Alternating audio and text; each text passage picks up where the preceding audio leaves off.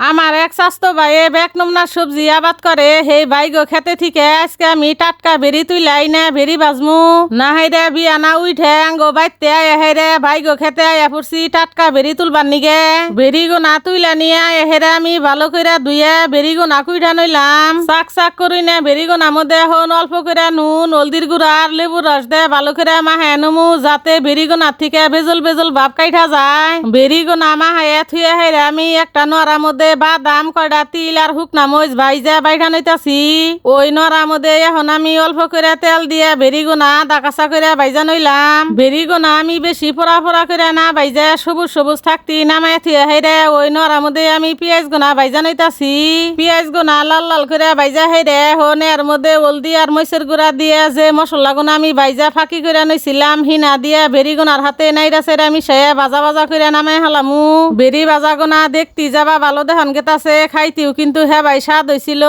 আসলে বেরি আন্দারছে আমার কাছে এবার করে ভাজলি খাইতে বেশি স্বাদ নাগে আনেগর কাছে বেরি ভাজা কিবা নাগে কমেন্টে জানাবান।